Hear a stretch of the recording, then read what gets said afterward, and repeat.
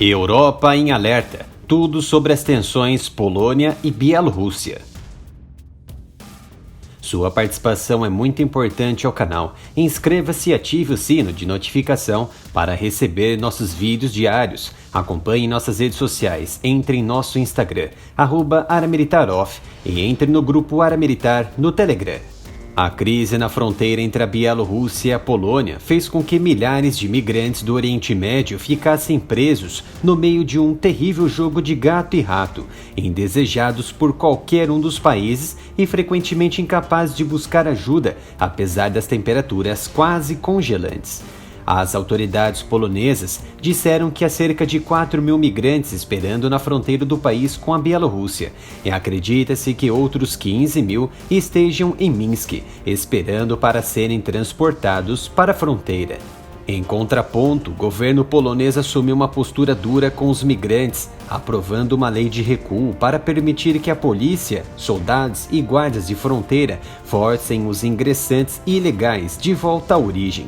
Enquanto isso, os guardas de fronteira bielorrussos e, segundo informações polonesas, alguns criminosos disfarçados também de imigrantes estão impedindo violentamente qualquer um que tenha retornado ou desistido de cruzar fronteira. Como represália direta, a União Europeia está agora a concentrar-se em impedir que as pessoas voem para a Bielorrússia com tanta facilidade como tem feito desde então. A Turkish Airlines concordou na sexta-feira, 12 de novembro, em suspender a venda de passagens só de ida para migrantes do Oriente Médio, proibindo cidadãos sírios, iemenitas e iraquianos de embarcar em voos para Minsk, na Bielorrússia, uma afronta da Turquia contra seu parceiro regional, a Rússia, um claro sinal que mostra a duplicidade de ação de Erdogan.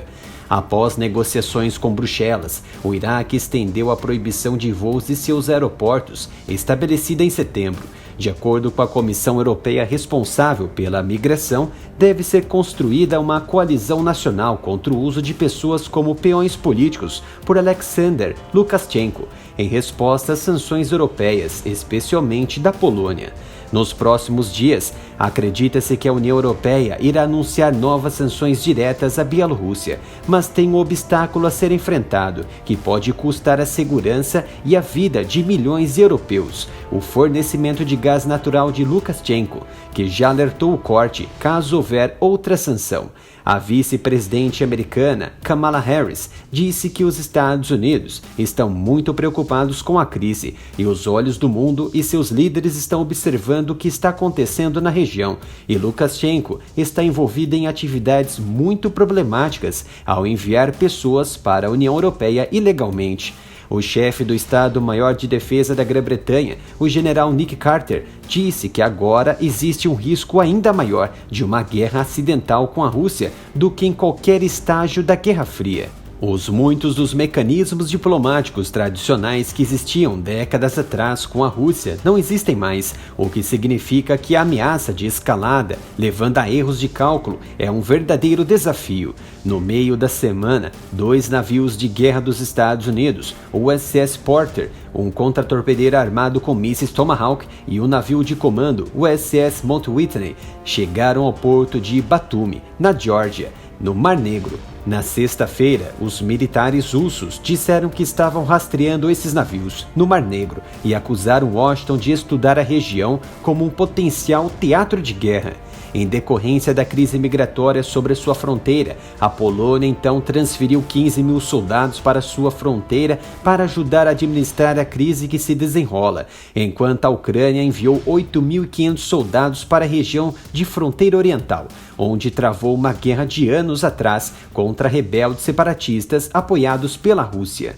Como forma de adestramento conjunto em apoio aos bielorrussos, o ministro da Defesa da Rússia disse que houve um treinamento não anunciado de paraquedistas com a Bielorrússia, na Cordilheira de Goski, a apenas 20 milhas de onde milhares de imigrantes estão reunidos na fronteira com a Polônia, onde eles praticaram uma captura de pontes, bem como a caça e destruição de patrulhas inimigas.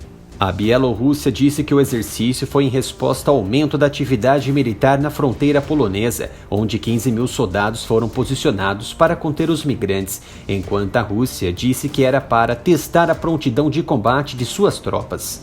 Já outro membro da OTAN, o Reino Unido, estão enviando mais tropas britânicas que estão ajudando neste momento o exército polonês a fortalecer sua fronteira com a Bielorrússia em uma demonstração de apoio. O ministro da Defesa da Polônia, Mariusz Błaszczak, disse que militares britânicos já iniciaram uma missão de reconhecimento com seus pares poloneses na tensa fronteira.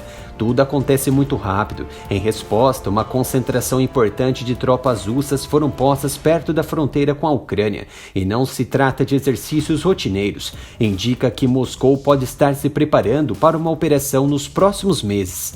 Filmagens de mídia social e imagens de satélite oficiais mostraram uma grande quantidade de armamentos e veículos militares blindados em movimento pela Rússia recentemente, e os Estados Unidos advertiram privadamente os aliados europeus de que a Rússia poderia estar planejando invadir a Ucrânia. Dezenas de blindados foram enviados através do país para o oeste da Rússia, a cerca de 250 quilômetros da Ucrânia, de acordo com Ruslan Leviev, fundador do grupo de investigação forense russo Conflict Intelligence Team, que tem documentado atividades militares incomuns nas últimas semanas.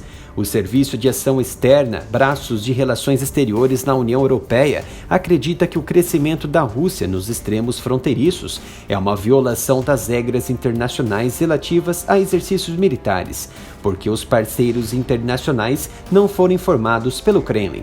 Pelo menos 60 blindados, apoiados por veículos de combate de infantaria e obuses autopropulsados, foram enviados no início desta semana das regiões de Moscou para uma estação no sudoeste a cerca de 250 quilômetros da fronteira com a Ucrânia. Acredita-se que o novo equipamento pertença a várias unidades do 1º Exército Blindado de Guardas, que estão agora a cerca de 500 quilômetros de suas bases permanentes habituais. A unidade foi avistada bem fora das áreas normais de operação do Exército durante uma lacuna nos ciclos de treinamento de verão e inverno das Forças Armadas Russas, quando a Rússia normalmente não realiza exercícios em grande escala, de acordo com uma análise da Janus. As unidades também parecem estar se movendo principalmente na área de fronteira com alto grau de sigilo, principalmente à noite, para minimizar avistamentos pelo público e imagens de satélites. O equipamento visto inclui um batalhão de blindados de batalha T-80U e um batalhão de T-72B3. Do outro lado, no Ocidente, a OTAN não é de hoje que realiza investidas pesadas de embarcações, operações aéreas e missões de forças terrestres nos limites da periferia de fronteira com a Rússia, que tenta também realizar exercícios de adestramento ou similar como resposta, e vem sendo acusada de querer invadir a Ucrânia ou militarizar separatistas ao longo da fronteira. O Kremlin negou, ainda na sexta-feira, que planejasse enviar soldados à Ucrânia, segundo Dmitry Peskov, porta-voz do Kremlin. Essas manchetes nada mais são do que uma tentativa inútil e sem fundamento de aumentar as tensões. Dissemos repetidamente que o movimento de nossas forças armadas em nosso território não deveria ser motivo de preocupação. A Rússia não representa uma ameaça para ninguém. Peskov também rebateu acusações diante de atividades militares russas recentes, incluindo o envio rápido de um caça para interceptar um avião britânico que teve que mudar seu curso para longe da Crimeia, como uma resposta às provocações ocidentais. Segundo ele, não podemos ficar indiferentes ao que está acontecendo, temos que estar em alertas. Ainda na sexta-feira, 2 bombardeiros estratégicos russos Tu-160 Black Jack cruzaram as regiões da Holanda e foram interceptados por F-16 da Bélgica e seguiram então rumo ao espaço aéreo do Reino Unido, em apoio ao presidente da Bielorrússia. Desta forma, caças Typhoons britânicos interceptaram os bombardeiros russos.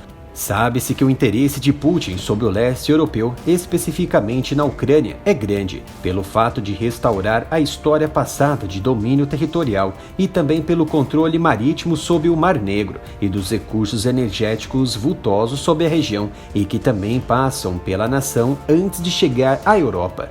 Entretanto, o acúmulo militar russo atual e próximo da Ucrânia ecoa atividades russas semelhantes entre abril e maio deste ano, quando cerca de 100 mil soldados russos foram destacados, gerando temores de uma invasão iminente. E o desfecho foi absolutamente nada. As especulações de invasão vieram do Ocidente, principalmente do governo Biden, da Ucrânia e da OTAN. E na atualidade é preciso cautela, haja vista que as mesmas narrativas se fazem presentes.